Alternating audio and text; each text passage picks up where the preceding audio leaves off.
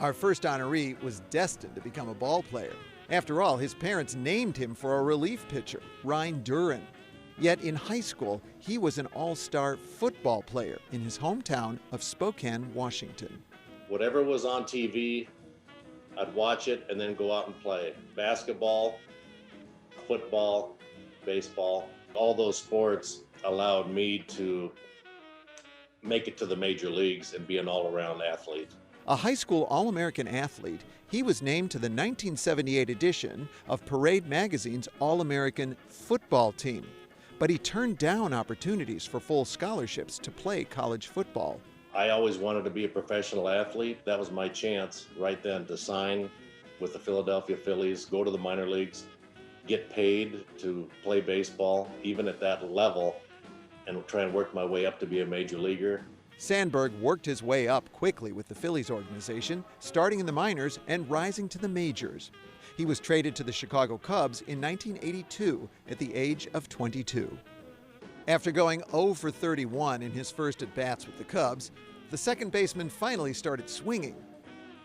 And occasionally, he'd play other sports with teammates, including pitcher Fergie Jenkins, who advised him, "We're going to have a quick game. We're going to win. I'm going to work quick because after the game, we're going to go across and play 18 holes at Waveland Golf Course." In 1984, Sandberg's career was soaring. The Cubs were in the playoffs for the first time in 39 years. Sandberg leapt to new heights and was named the National League's most valuable player. He went on to play 15 seasons for the Cubs.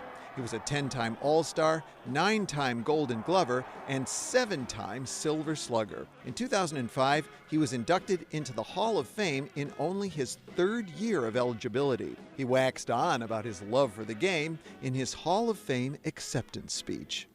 "Everything I am today, everything I have today, everything I will ever be is because of the game of baseball." It's his respect for the game, tireless drive, and seismic career that have made him a fan favorite.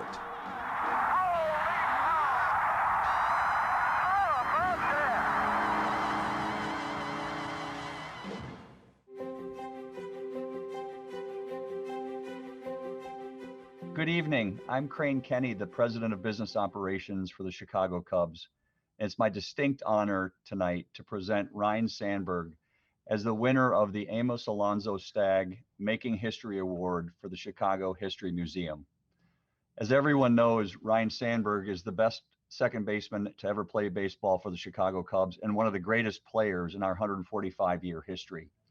Ryne Sandberg grew up in Spokane, Washington, and what not everyone knows is that he was a three-sport star and probably known for his football prowess as much as his baseball prowess. In fact, he was named to the Parade Magazine All-American team in football and was recruited by a number of Division I schools, ultimately signing a letter of intent to play football in college.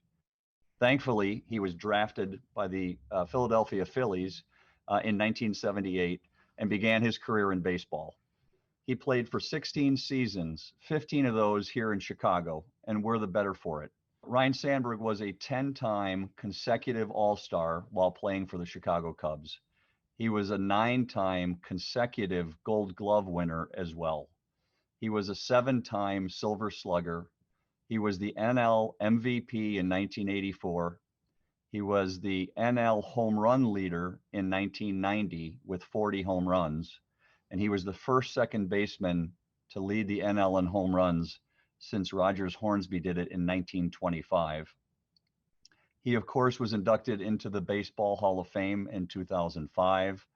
His number 23 flies on the Wrigley flagpole, as it was also retired in 2005.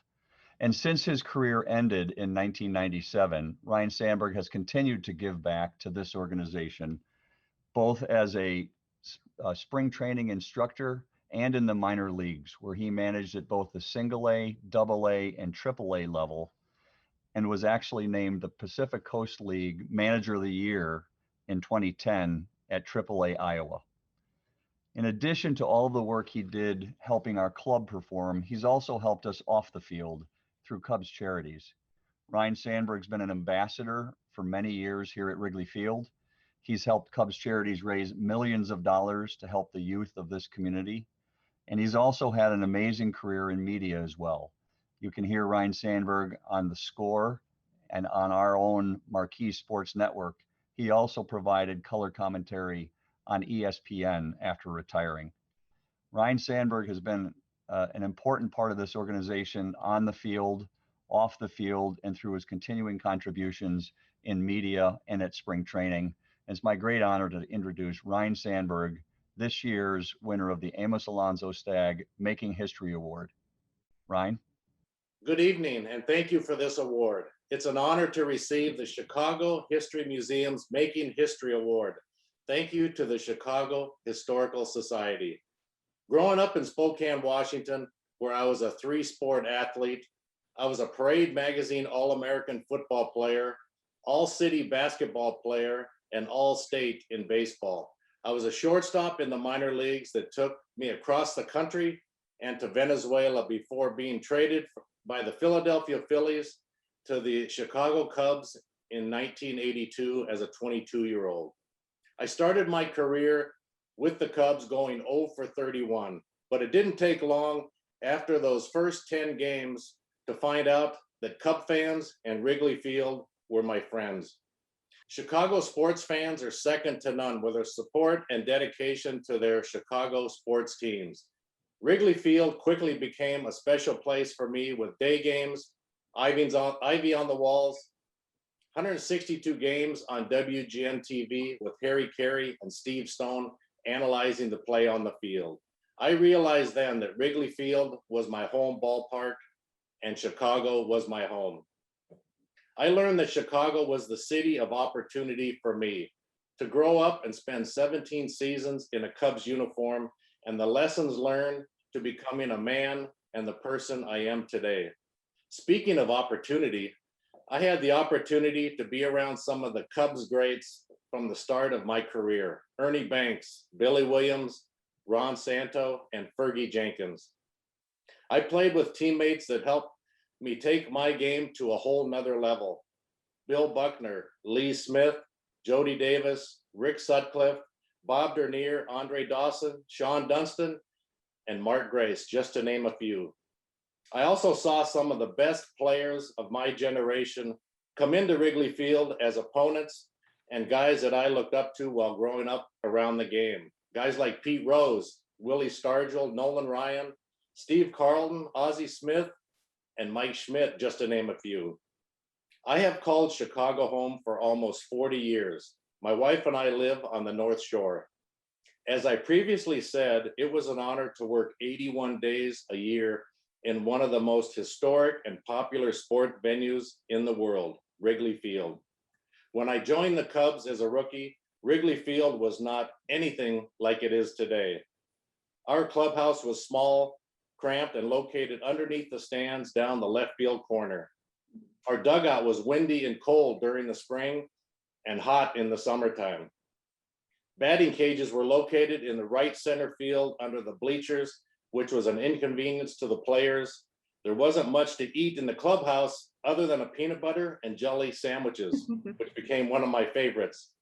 And by the way, no weight room, but I loved every part of Wrigley Field. Today, the modern upgrades to the facility have made it more enjoyable for the players and fans while keeping the historic values and memories created since it was built in 1914, the second oldest park in the majors. I commend the Ricketts family for their investment and ensuring that Wrigley Field stays a hub of the city and a valued partner in the surrounding neighborhood. It is so rare today to see a professional sports stadium in the middle of a neighborhood, and it truly highlights the charm of Wrigley Field. My family lived on East Chestnut toward the end of my playing career and moved one block away, East Delaware, after my retirement. I took the iconic drive up Lakeshore Drive my final 2 seasons, going to Wrigley Field, and there was no better view to think about that day's starting pitcher or to reflect on the game on the way home. We enjoyed many dinners and family outings in and around Water Tower Place and the John Hancock Center. Chicago has played a huge role in our family history, from family weddings and baptisms at Old St. Pat's to a wedding reception at the iconic Drake Hotel. I had at least one meeting with Tribune execs at the Tribune Tower and also at the Wrigley Building. Chicago is the ideal city for me and my family. It's in the heart of the country. Great airports, O'Hare and Midway, great restaurants, great museums, great theater, the lakefront, and some of the greatest sports franchises in the country with historic traditions. Cubs, White Sox, Bulls, Bears, and Blackhawks. What else could you ask for? I have found Chicago to be a perfect place for a professional athlete or anyone to raise a family. I continue to live my lifelong dream as a member of the Chicago Cubs, as a team ambassador and analyst for the Marquee Network. Thank you to Tom Ricketts for your continued support. I consider myself a Midwesterner and a Chicagoan for life. I consider Chicago to be the best city in the country with tremendous history, Midwest values, and good people. I wish everyone here this evening a prosperous and healthy 2021. Thank you once again for this honor, and it's my pleasure to be with you tonight. Have a good evening.